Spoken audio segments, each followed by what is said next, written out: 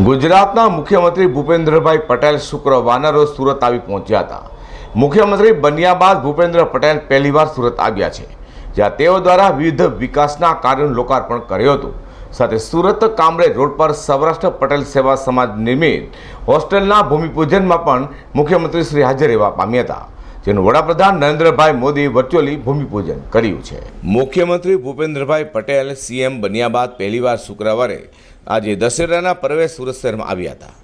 સુરત મહાનગરપાલિકાના આયોજન પ્રમાણે અડાજણ પાલ ખાતે આવેલા સંજીવકુમાર ઓડિટોરિયમમાં ઓનલાઈન જ સુરત મહાનગરપાલિકાના અને સુડાના પ્રોજેક્ટોનું લોકાર્પણ અને ખાતમુહૂર્ત કર્યું હતું.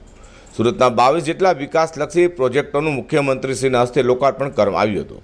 મુખ્યમંત્રી ભૂપેન્દ્રભાઈ પટેલે સરથાણા ઝોનમાં શાળાનું મકાન અને પૂણા ફાયર સ્ટેશન લોકાર્પણ કર્યું હતું, જ્યાં સોલિડ વેસ્ટ મેનેજમેન્ટ અંતર્ગત કતારગામ ટ્રાન્સફર સ્ટેશન ખાતે સિવિલ સ્ટ્રક્ચરમાં જરૂરી ફેરફાર સાથે મિકેનાઇઝ્ડ મટીરિયલ ફેસિલિટી પ્રોજેક્ટ ખુલ્લું મૂક્યું હતું.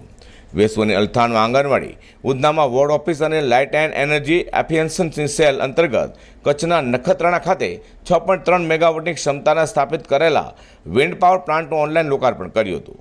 તો વડાપ્રધાન નરેન્દ્રભાઈ મોદીના હસ્તે વર્ચ્યુઅલી ભૂમિપૂજન થનાર સુરત કામરેજ રોડ પરના સૌરાષ્ટ્ર પટેલ સેવા સમાજના હોસ્ટેલના લોકાર્પણમાં પણ હાજરી આપશે, જ્યાં મુખ્યમંત્રીનું સૌરાષ્ટ્ર પટેલ સમાજ દ્વારા સન્માન પણ કરવામાં આવ્યું હતું.